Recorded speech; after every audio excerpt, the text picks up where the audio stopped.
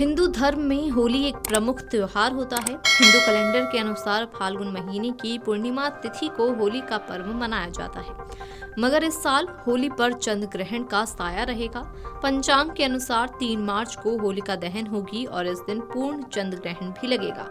पूर्णिमा तिथि पर साल का पहला चंद्र ग्रहण लगेगा। ऐसे में इसका प्रभाव सीधे होलिका दहन की पूजा में देखने को मिलेगा।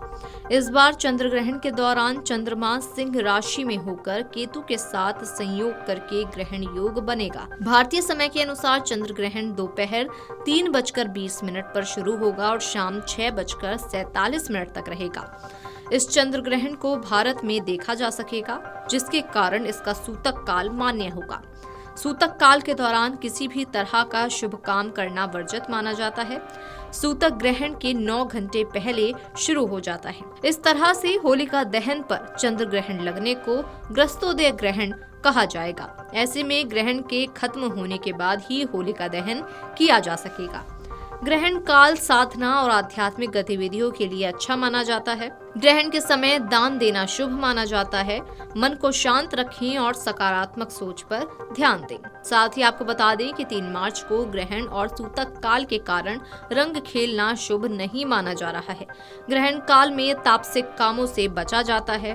परंपरागत मान्यताओं में ग्रहण काल में इनसे दूर रहने की सलाह दी जाती है। इस वर्ष होलिका दहन और रंगों वाली होली को लेकर भी संशय बना हुआ है। वैदिक पंचांग के अनुसार हर वर्ष फाल्गुन महीने की पूर्णिमा तिथि को होलिका दहन किया जाता है, फिर इसके अगले दिन रंगों वाली होली खेली जाती है। इस बार होली को लेकर लोगों के मन में दुविधा है कि रंगों वाली होली 3 मार्च को खेली जाएगी या फिर 4 मार्च को। साल 2026 में ग्रहों, नक्षत्रों की चाल, ग्रहण और भद्रा काल के कारण होलिका दहन और रंगों वाली होली को लेकर संशय की स्थिति है। ऐसे में आइए जानते हैं कि साल 2026 में होलिका दहन कब की जाएगी और होली कब है। वैदिक पंचांग के अनुसार फाल्गुन महीने की पूर्णिमा तिथि की शुरुआत 2 मार्च 2026 को शाम 5:55 से शुरू हो जाएगी, जिसका समापन 3 मार्च 2026 शाम 5:07 पर होगा। इस तरह से होलिका दहन 3 मार्च को किया जाएगा।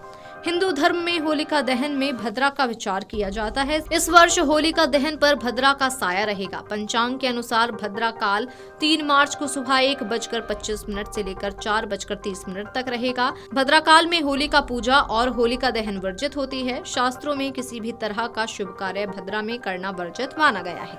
भद्रा की समाप्ति के बाद ही होलिका दहन किया जा सकता है।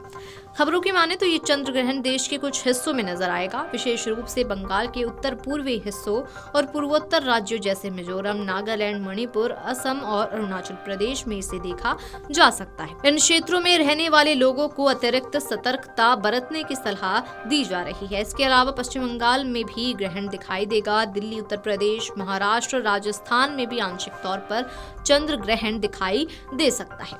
Video desk amarujala.com। अगर आप ये वीडियो YouTube पर देख रहे हैं तो हमारे चैनल को सब्सक्राइब कर बेल आइकन दबाएं और Facebook पर देख रहे हैं तो हमारे पेज को लाइक करें।